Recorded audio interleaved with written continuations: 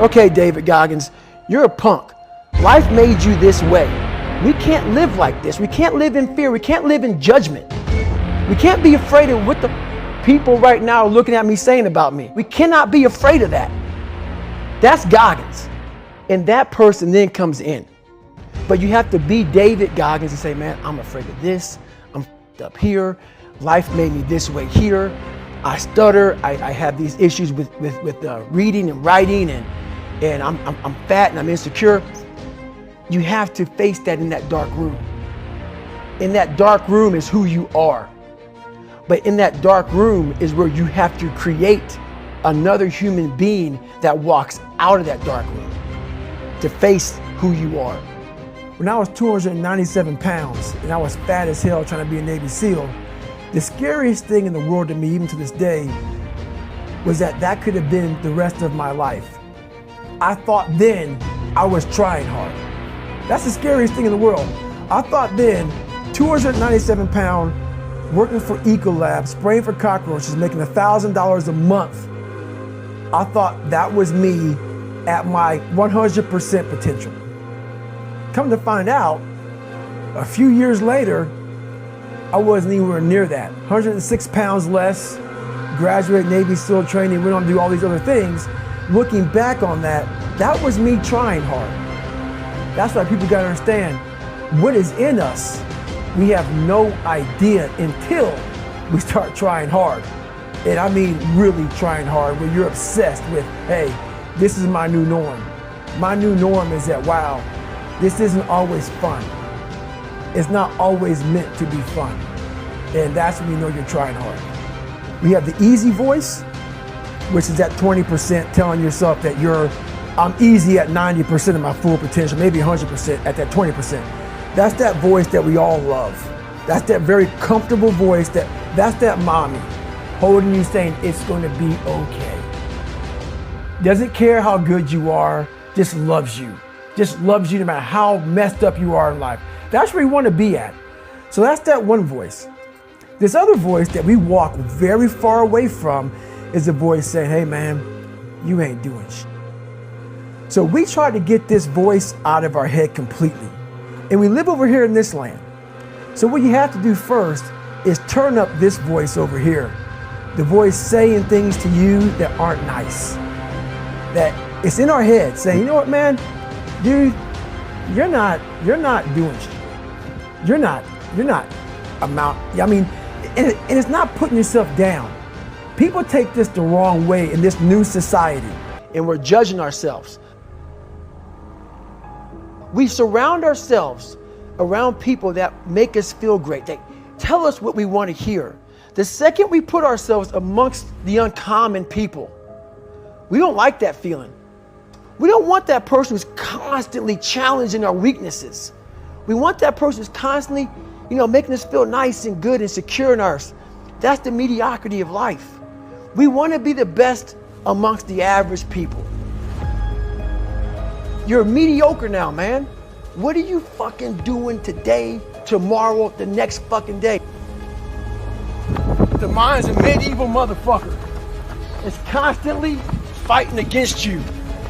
It's the only thing in the history of the fucking world that shows up on time, every time. It has a tactical advantage over you. It knows your fears. It knows your insecurities. It knows everything about you. It might be the only thing in that world that knows all about you. You gotta know about it. It's gonna show up when you don't want to show up. It's gonna show up at the worst time possible when you want to be successful. It's gonna say, take the easy road. Take the easy way out.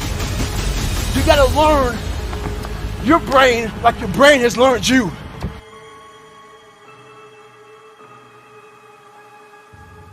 You gain knowledge through suffering.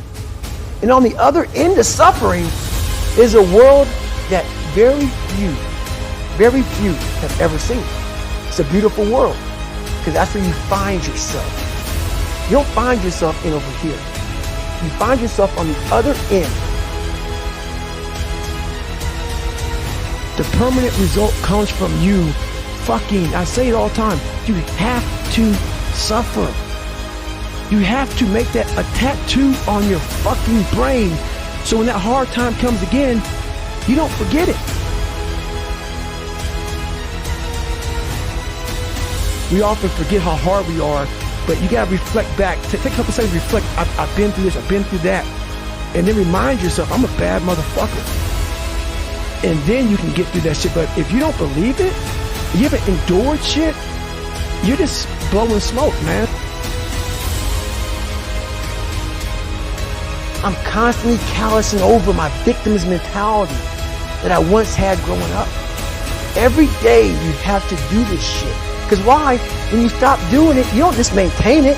If you stop shooting a gun, you're not going to be a great shot when you pick a gun up a year from now.